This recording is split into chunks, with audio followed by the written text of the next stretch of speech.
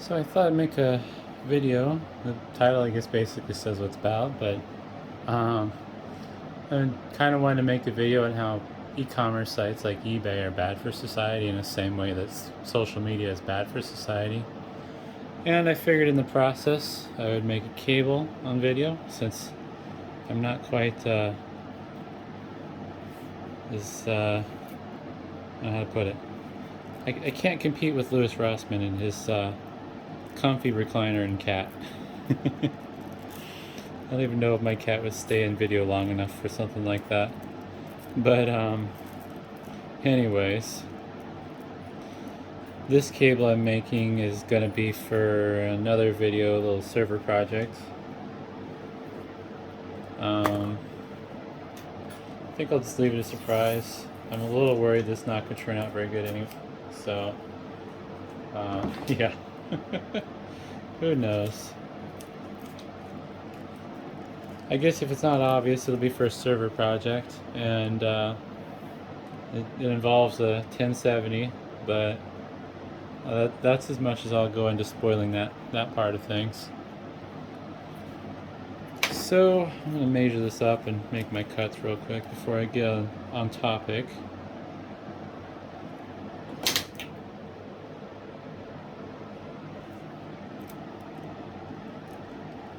Oops.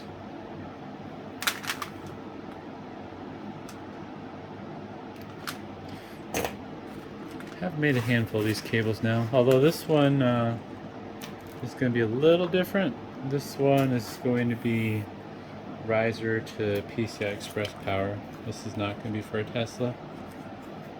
And I'm going to a single 8-pin because that's all I need.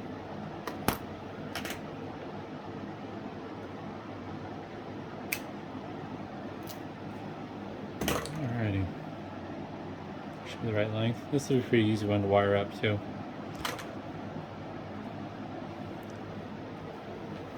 Oh, strip the ends real quick. Get everything back.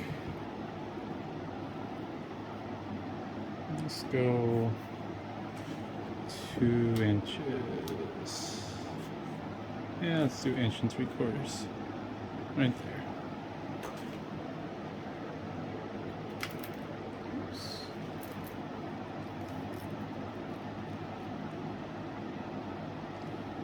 This cable is going to be a 20 gauge wire, which is questionable, but I found a automotive wiring page that says that this is good for, I think, 20 amps at 1.8 feet. So I'm just going to YOLO it. The 1070 I think has a max power draw of 225 watts. But yeah, anyways. So I guess on the topic of the video, after I do another thing here, I need to strip this cable and get my strip length going.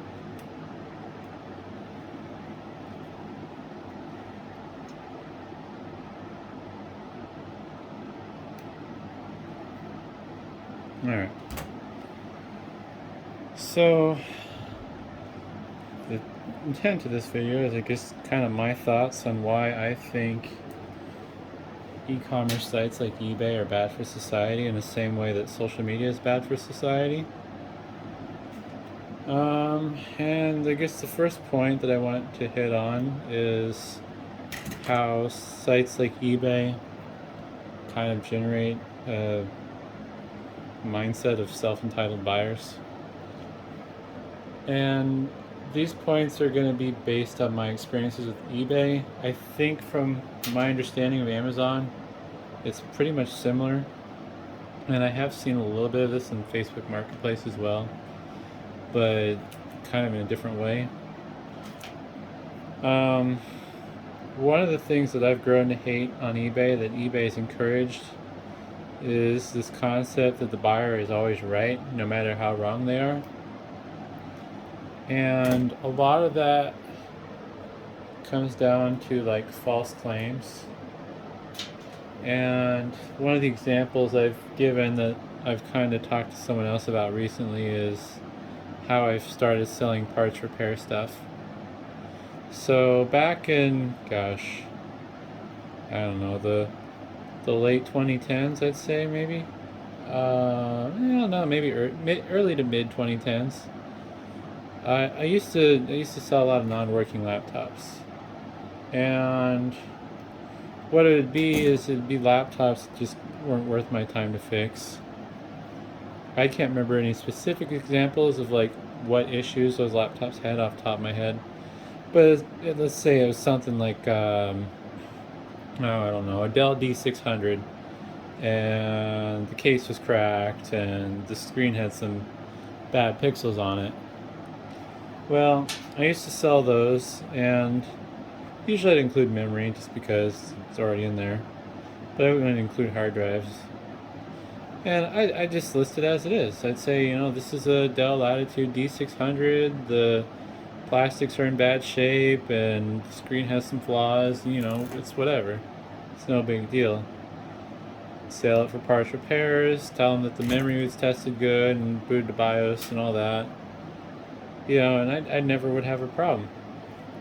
And then things kind of progressively start getting worse, where maybe I get somebody where I was selling that similar style of laptop in similar condition, and they weren't very good at what they're doing, and they tried fixing it, and maybe it stopped working in the process. Well, I'd get a lot of people that would be like, "Oh, well, I want my money back. I tried fixing this laptop and it broke." And it's like, no, that's ridiculous. It's not my fault you don't know what you're doing. And in a lot of those cases, I would be able to contact eBay and I'd tell the eBay rep, this is ridiculous. I don't accept returns. This was for parts repair. They made changes to the system. It's not even its original state, and it doesn't work now because of it. This is they're violating eBay policy, and I don't accept returns. Because with eBay, in theory at least, the money back guarantee doesn't cover returns with relation to if you modified or damaged the item. And the way it used to be was eBay would honor their policies. You'd call their reps, you complain, you explain what's going on, and then they look into it, and they're like, yeah, okay, we're going to escalate this case, and we're going to close it in your favor, and that's the end of it. And in the more recent years, what's happened is the eBay reps will tell you, oh, well, we can't do anything about this. You're going to have to accept the return. And then if you want, you can file an appeal. Or if you're eligible for seller protection, you can only... I got to think about how to word that. You'll only lose half of your money. You can do up to a 50% return deduction. And it's like, this is ridiculous. Especially when eBay policies, specify that money back guarantee doesn't cover if the buyers modified the item, and it doesn't. The abusive buyer policy says that you're not supposed to use the not described return option to get your money back if the item is described accurately. And that's probably one of their most frequently broken policies at this point, the abusive buyer policy regarding returns. So, yeah, that side of self-entitled buyers is just kind of ridiculous, because it's like, there has to be some sort of, I don't know, standards, I guess. Like, why even describe the stuff if the buyer can just lie and say, oh, well, it doesn't work, I want my money back. As much as I hate saying it, because I don't want to teach people how to scam sellers, but like, that's literally all you have to do on eBay. Say, oh, well, it didn't work, I want my money back. And it's like, eBay will just bend over backwards, and they'll do anything they can to screw over the seller. So with the laptop example of my broken laptops, what I've resorted to is, a lot of my laptops now, I list them as dead junk, and then the model number and the title. And then I just use the same text over and over again in all my listings. Some people have caught on to it, but like some people are idiots about it, and they're like, "Oh, well, what's really going on with these laptops? All your descriptions are saying." It's like, well, if you can't put two and two together, then why do you even want to buy these from me? It just doesn't seem very intelligent. But I've had a few people that they've read between the lines and they understand what I'm doing. It's basically social engineering. But yeah, so basically what I've had to resort to, and I need to do this on all of my listings now that are for parts repair because I got burned recently and might be taking eBay to court over it. That's a whole other story. I'm gonna probably do a video on that. But like, you can't. Buyers have gotten so ridiculous that if you sell something for parts repair on eBay, you can't even give them the slightest bit of hope that it works, because they're going to exploit that. The people are they've gotten ridiculous. Like, I don't try to be misleading on my parts repair items. I never have. I'm not going to be like, oh yeah, this is a really great unit, and all you have to do is wipe the dust off of it, and you have a $10,000 piece of equipment that you only have to pay $1,000 for. That's stupid. I'm not a jackass like that, and I'm not gonna play those stupid games because, I mean, despite like the tactic working, everybody hates car dealers. Nobody likes. I've never heard of somebody who sincerely likes a car dealership. It's like one of the most hated types of salespeople you can run into. I mean, there's some good ones. There's always exceptions. The place I bought my van from, they were fantastic. They didn't dick me around. They didn't give me any grief. They're just like, yeah, here's the keys. Take the van for a drive as long as you want, and please bring it back in one piece, preferably before closing. And it's like, oh, okay, that's cool. I will drive around the block a couple of times and whatever. But like, I don't understand why this whole like used car dealer mentality is so popular in sales. It works too well, but like everybody hates it. And I don't know. I don't play those games. I'm gonna try to be as transparent about my item as I can. And if you don't buy it, I genuinely don't care. Even as it is right now, I mean, there's nothing stopping me from just taking everything I own and throwing it away. I could give a crap less. But at the same time, I mean, I'm not stupid, so I'm not going to do that. Yeah, it's like I don't play games, but people want to play games, and it's like I have no interest in that. And I kind of got I kind of forgot where I was going with it. I guess basically it's like I'm trying to be honest and descriptive with my stuff, but it makes no difference because no matter what, you're always going to get that buyer who's just going to be a pain. Like it's just infuriating. And I've made those mistakes as a buyer myself. I've done some bad things in the past, not intentionally. It's not like I intentionally like did something to a seller out of malice. It's just stupidity and not recognizing. But the problem I find is the more time progresses, the higher the probability is that you're going to deal with a buyer that's just either unintelligent or aggravating to deal with. Is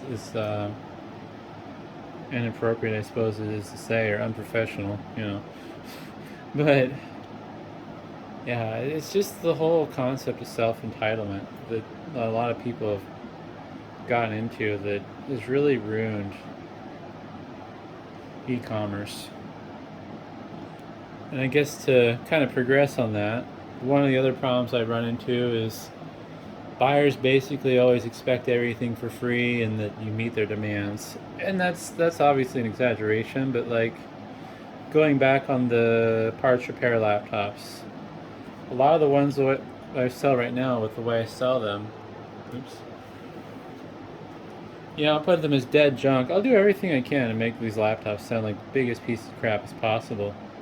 And I'll still get these cheapskates that message me. It's like, oh, well, is the screen good on this? Does the motherboard still boot the BIOS? It's like, dude, I literally say in the listing, in the first two words of the title, that the laptop's dead junk, and that there's nothing salvageable in it. It's like, and you know, obviously it's a lie, otherwise I wouldn't be selling it. But it's a social engineering thing where I'm trying to discourage people, cheapskates, that expect, you know, they want an A-grade LCD panel, but they don't want to pay for an A-grade LCD panel. It's like, you can't have it both ways. So yeah, that's kind of a mental drain on me personally. I get tired of dealing with that. Cause like myself, I used to buy broken laptops to salvage for parts, but then I started having problems, and it's like, well, this is dumb. Why am I buying these broken laptops when I don't want broken parts? I want good parts. So I started buying good parts that, you know, were tested and came with a guarantee. People, they don't learn, they don't think about that stuff. They don't think, you know, why did this go wrong and how do I stop this from going wrong next time? They just keep doing the same thing over and over again because they don't want to spend the money or the effort to get the solution that they want. And you know, a few other examples of that is a lot of times I get buyers that want me to get something shipped and handled in a faster time than I offer. Right now I have my handling time specified at 5 business days. There's some reasons behind that. Some of them are reasonable, some of them are not. Where my business is located at this time, I don't have a FedEx or a UPS nearby. It's like a half-hour drive to the nearest FedEx or UPS. And the post office is like barely open ever, practically. I mean, I think their weekday hours, if I remember right, are, I want to say 8 to 2:30 p.m. I don't remember if they close for lunch. I don't think they do. That's, oh God, don't get me started on that. So basically, with a lot of the shipments I do, I have to plan them out. So if I get an order on let's say a Tuesday, even if it's like at 6 in the morning, I'm not going to be able to get that shipped out any sooner than Wednesday, the following day. And generally, what I was doing was I was, and I still am kind of doing this, but I'm not doing shipping I don't prepare my packages as frequently as I do now, as I used to. But what I do is I'll package the items like start doing my packaging at 9, and then the postal stuff I'll drop off at a drop box on the way home, and then usually the UPS and FedEx stuff I will drop that off on the way back to my office. So the fastest I could get packages out would be the next day, next calendar day, which I used to do early on when I moved out to where I currently am. But I kind of just got burned out on dealing with people, and I kind of realized I like the fact that I'm not shipping stuff out every single day of the week. It's kind of convenient.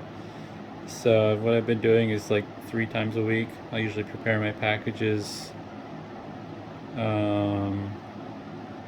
Sunday, Tuesday, Thursday, depending on how much stuff I get. If I don't get a lot of stuff, maybe I'll ship 2 days a week. I get a few complaints, but for the most part, people have been reasonable. I've set the handling period at 5 business days just because it'll skew eBay's over aggressive shipping delivery estimation dates, and then it kind of works out in my favor because then the buyer gets the item faster than they're expecting, which makes them happy. But yeah, it's one of my pet peeves, like, because if you set your handling period at 5 days, eBay will actually put like a warning message on the listing saying, hey, you know, this seller takes up to 5 days to ship their stuff. And it's like, yep, that's right. I want you to show that because I want to set the expectation that I'm not going to get this out fast. But people ignore it. It's like, because everyone's in their own little world these days, and they're all in a rush. So, you know, the other thing about it is like, they don't just want expedited handling times, but they want fast shipping, but they're not willing to pay for fast shipping. So a lot of times with my stuff, I use free shipping as the option, or first class if I know it's going to go out first class. And if the item's not too heavy, I'll usually offer priority mail as an option just because it's easy to calculate. And like, I'll get people that buy stuff, and they'll be like, right after they message me, hey, can you ship this out today? I need this really fast. If you could ship it out a faster service, that'd be great. And it's like, dude, one, my specified handling period is up to 5 business days. 2, if you needed this really fast, you should have asked me first if I could get it shipped out the same day. And then on 3, it's like, you want this fast, but you chose to not pay for the expedited shipping option. It's like, oh, it just drives me nuts. Because I don't ever really buy stuff in a rush necessarily. I mean, there's stuff that I'm in a rush to get, as in like, oh boy, it's excited. I can't wait to get my, what was it? 16 terabytes worth of SSDs in, you know, but like, I wasn't willing to pay to get it faster. I just wanted it faster. Oh man. But like, I didn't give the seller grief. Oh, why isn't this shipped yet? Where's my stuff? And blah blah blah. No, it's just like, I just bought the item and paid for the free shipping. I wanted it fast, but I didn't care if I got it fast. Oh. So, moving on from self-entitled buyers, I want to talk about how eBay sets sellers up for failure. And part of me believes it's malice, because I don't feel like this level of incompetence should exist in such a large company. And one of the things that eBay does to set sellers up for failure is burying the description of the listings. And this doesn't matter if you're in the mobile app, the mobile site, the desktop site. eBay goes out of their way to hide the description. And what they do to do that is they'll just spam you with a bunch of their listings. So you might be looking at a laptop, and then if you want to see, you know, what's wrong with the laptop and make sure everything's in good shape, you'll have to scroll past like a couple pages worth of other listings that eBay's trying to shove down your throat. And it causes problems because it increases the odds of a return. I mean, the buyers as it is, they kind of ignore the descriptions anyways. But if you get a buyer that legitimately wants to understand, you know, what they're buying, and they have to dig for the listing, that's not going to create a good buying experience, because there's a good chance they're just going to say screw it. They're going to read the title and look at the first picture and be like, yeah, well, good enough, I don't care. I'm just going to buy it, and then if I don't like it, I can do a money back guarantee, and I'm not out anything, you know. And part of that also falls back on the fact that buyers have no obligation to understand what they're buying. eBay doesn't have any kind of enforcement when when a buyer buys something and they don't understand what they're buying, and then they file a false claim, which is against eBay policy. So yeah, that's kind of another one of those problems. Alrighty, this is gonna make a mess. There we go. And then the other thing that eBay is doing to set sellers up for failure is arbitrary search engine manipulation. I've found it on my own listings, and a lot of other people have complained about their listings not showing up if they search for them. And they're not showing up, I guess, consistently, I should say. It all depends on filtering. So, like, if you just do a basic keyword search with best match, 9 times out of 10, you should be able to find your listing from my experience. Unless the search engine is doing hidden keyword replacement behind the scenes and they don't notify you that they manipulated your search. And I've even seen it like on my eBay store where if I relist something because the buyer was a deadbeat and they didn't pay or whatever, it just won't show up in my store anymore, which I don't understand. It'll show up on the search engine, but if I go to my own store page and I want to see, like my other listings I have active, maybe I'm a buyer potentially looking to buy multiple items. Well, eBay will suppress that, and then it's like, well, that sucks. I guess, building repeat buyers and customer loyalty is not important to eBay. So, yeah. Just looking at my notes. I covered a few things already. I don't think there's any point to kind of repeating that. Also, I'm unfortunately at the point where I need to use my heat gun, which isn't going to work well with me talking and yeah. So I guess I'll try to hurry through the rest of this and while being concise and to the point, since I don't think anyone wants to watch this cable just sit here on my workbench. I'll turn that off so I don't burn it out. And then I might as well turn off the fan so you don't have to listen to that. The last topic I want to hit on is sites like eBay. They pit you against the buyers and even the site themselves. So, boy, where to start on those topics?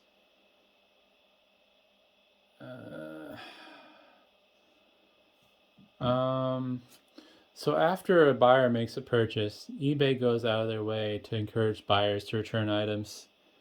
I haven't seen it very consistently on my end, but I've seen plenty of buyers complaining about, why is eBay messaging me asking me if I want to return the item? And it's like, that I've seen it a few times myself, and it's like, that's ridiculous. Why would you design your site to encourage a transaction to fail? That makes no sense. You want the transaction to succeed, and trying to encourage a return does not equal a successful transaction. But the problem is eBay's incentivized to create bad buying experience, because if a seller has too many bad buying bad buyer experiences, they get to charge sellers extra penalty fees.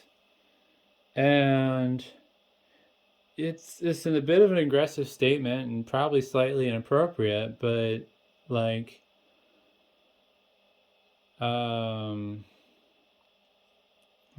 there's no way to word it tactfully. If you don't want to hear this, maybe skip the next few seconds. But basically, if eBay determines that you've had too many returns, they're going to hit you with an extra penalty fee of 5% on top of the fees you pay. And we'll take my sales volume as an example. I don't know what I'm going to do this year in sales. eBay's really damaged my business this year, but I think last year I might have done around 150,000 in sales, which is basically nothing, but whatever. 5% of that would be, let's think here. Let's see, do this in the math. 150. 10% would be 15,000. So 5% would be $7,500 a year. So yeah, like if eBay decides that, oh well, this seller has had too many sales, they hit you with that penalty fee, boom, there goes $7,500 with your yearly income. And this is actually the part where you might want to skip over if you don't want to hear it. But that's the kind of money people kill themselves over. Losing $7,500 for no reason of income you can't get back, and that you might need depending on your financial situation. That's just, I don't know. That's just reckless on eBay's part, because there's no context to behind that fee. It's just you hit this arbitrary threshold that's based on every single specific type of return, which is the most common type of return you're going to see. Then you just lose a large chunk of your yearly income, because it's not just the $7,500 you're losing off that $150,000. That's $7,500 of profit that you're losing. So that's a pretty big deal. Because let's say off that $150,000, your profit margins are 20%. Well, now you're not losing $75,000 off $150,000. You're losing $75,000 off $30,000. So you just lost a quarter of your income.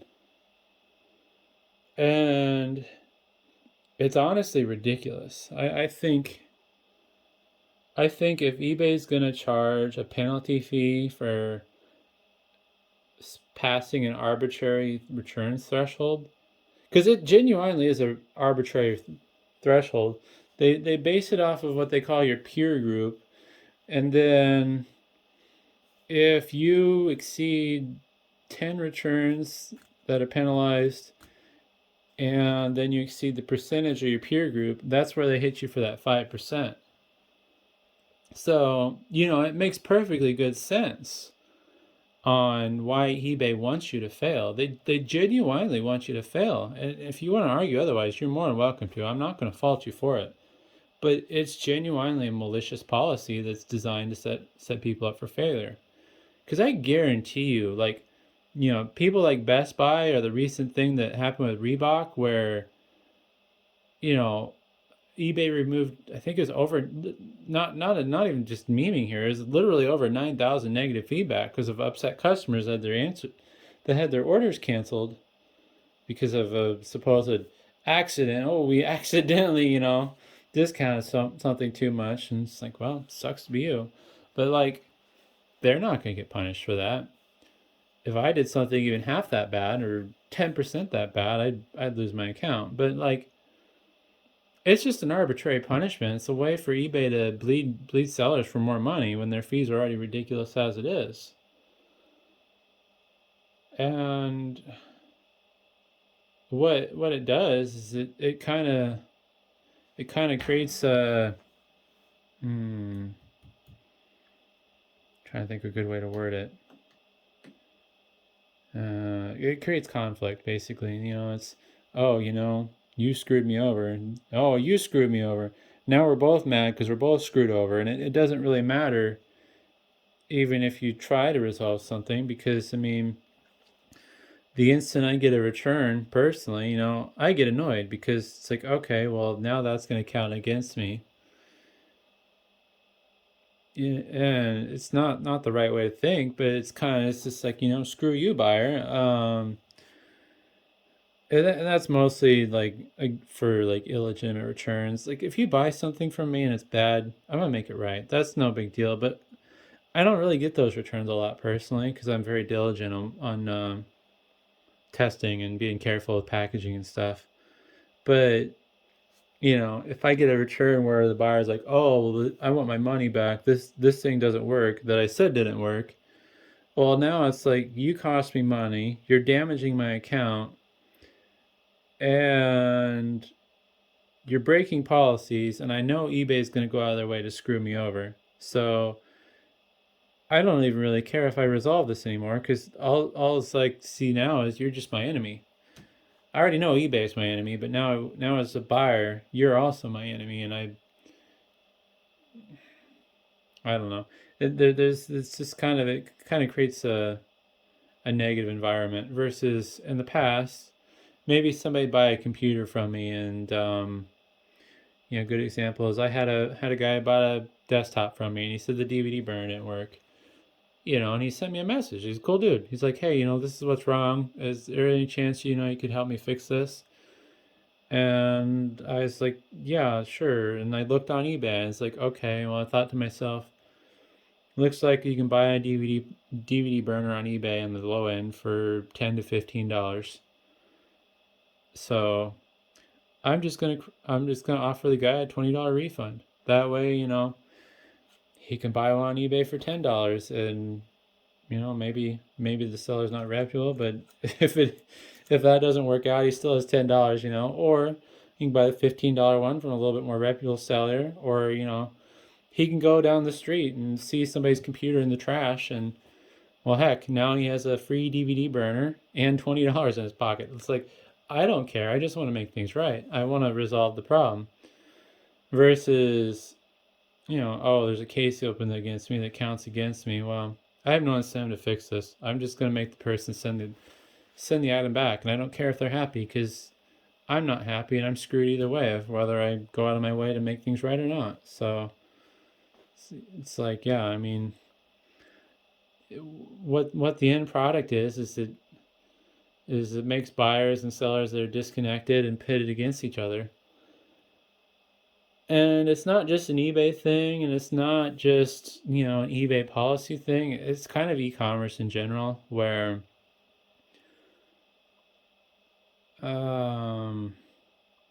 it's the same deal as social media, where the person on the other side of the screen's probably a human, but like when you're interacting with them or whatever, you don't treat them like a human because there's no consequences. It's just a bunch of ones and zeros on the screen. If I sell something to someone locally, they can see the item, they can interact with me. Most of the time, the people that come and buy stuff from me locally are really cool, and we'll chit chat for a little bit about whatever. And then, they take their item, they're happy. If there's a problem, they just message me. Like they don't. The equivalent of an eBay dispute would be somebody trying to take me to court just because they're not happy with something. In the real world, if somebody buys a used computer from you and something goes wrong, they're not gonna be like, oh, this guy's a jerk and this guy's a rip-off scammer. I'm gonna go straight to small claims court and sue that jerk. Most people aren't gonna do that in the real world. They're gonna try to at least reach out to you and try to resolve it. But with eBay, and I would assume this is similar from Amazon, from my limited understanding of Amazon, but basically what it is it's not, they don't attempt to give you a way to come to a resolution or something that's mutually beneficial. It's conflict. We got to make this a battle. Oh, this is a not as described return, and oh, this counts against your account, and if you get too many of these, you're going to lose money. And we're not going to take any context into the fact that you did something to make it right with the buyer, because that doesn't matter. The only thing that matters is this buyer had to open this case, and we're going to punish you for it. Like that's not good business. Like it makes sense. Like if you want to escalate things, like if there's a legitimate problem and you're not willing to resolve it within policy, yeah, then you escalate, then you make it a conflict and it becomes a battle, and everyone's angry. But what places like eBay has done is they've made it where anytime there's a problem, it becomes a conflict and there's no positive outcome, or at least no mutually positive outcome. Because I would like to think, despite what eBay thinks and policies tend to imply, but I would like to think that people aren't buying stuff with the intent of returning it, especially used stuff. Because usually, if you're buying something used, it's because you want it. If my soldering iron broke and the only problem was the base station, and somebody had one of the base stations that they knew worked, but they just randomly had a loose base station, I'm not going to buy that because I want to return it. I'm going to buy that because, oh, well, my base station's dead, so I want a new base station. And I don't care if it's used as long as it works. So I don't understand this mentality that sites like eBay has where, oh, well, we want to incentivize people to buy stuff because they can return it, and we're going to encourage them to return it. And if there's a problem, we don't want the problem resolved. We just want to make them return it. And it's like, I don't know. It seems like bad business to me. I feel like I'd be happier if the problem was resolved and not just I got my money back. A good example would be, a friend of mine who I talked to used to be in the restaurant business, and basically the thing he said was, it doesn't matter how crappy your food is at your restaurant as long as you provide good service, because good service will make up for mostly. I mean, if you're serving, soup with flies in it or cockroach salad, there's no amount of good service you can do to resolve that. But I think that's just one of the disconnects with eBay is they don't comprehend that buyers aren't buying stuff to return it. The buyers aren't buying stuff because they expect to have a bad experience. Buyers are buying stuff because they want an item and they want to have a good experience. So I don't know. It's really aggravating, but I'm genuinely starting to believe that e-commerce sites like eBay are just as bad as Facebook when it comes to damage to society, because what's progressively happening as time goes on is these aren't tools to better society anymore. They're tools to cause conflict and make people unhappy. And I think it's especially sad for eBay. I get why Facebook's going the way it's going. There's no stopping that. But a site like eBay used to be a good place to buy stuff. I actually try to go out of my way now to not buy stuff on eBay despite being a seller, just because it's such a horrible site.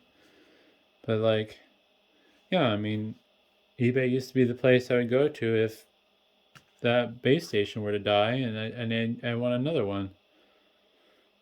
But it's part of my mentality is I don't want to support a company that goes out of their way to harm their users, especially their users that pay to be on the site.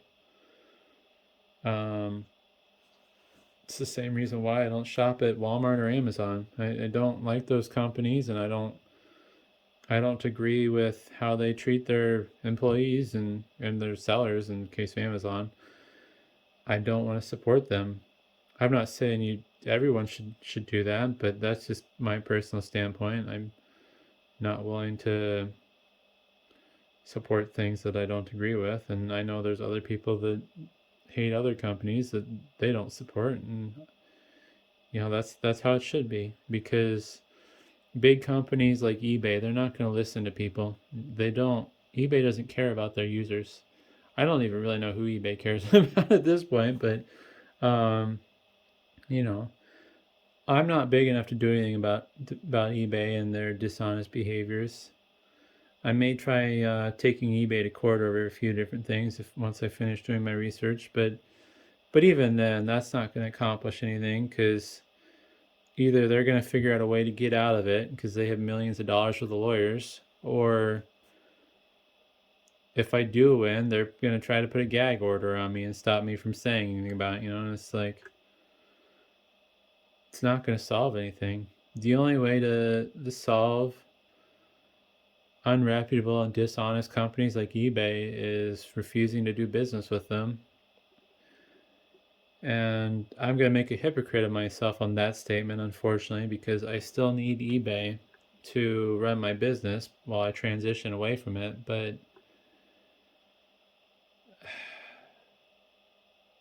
I don't know. I don't really know what to say. I think it's really disappointing that eBay's taken the route that they've chosen, where they intentionally sabotage their sellers and they intentionally sabotage transactions with the intent of making more money. Because people argue with me, oh well, eBay doesn't want a transaction to fail. If the transaction isn't successful, then they don't make money. Well, that's only half true, because if there's too many problem transactions, then they actually make more money, because then they can just hit you for extra fees.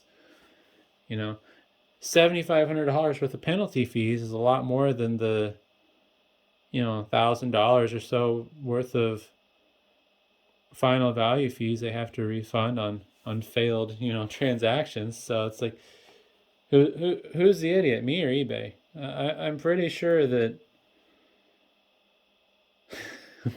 we're both idiots. Oh God, I don't know. It's quite clear to me what eBay's doing at this point. I find it really disappointing. But I'm gonna pause and I'm gonna finish this cable off and at least hopefully end the video on a positive note, because it's not really a very positive video. So I'll be back. Well, here it is. I messed up a little bit on this end, but I don't think I'm going to be selling this cable. I might down the road, we'll see. But this is going to be used with this EVGA 1070 I have in a upcoming server project, so that'll be fun. And these are keyed correctly where it'll only let me go one way, since this end has the appropriate PCI Express 8-pin notch. But yeah, if you made it this far in the video, thanks for watching. It's a bit of a rambly rant, and I didn't think that it would go longer than it'd take me to make this cable, so oh well. But thanks for watching.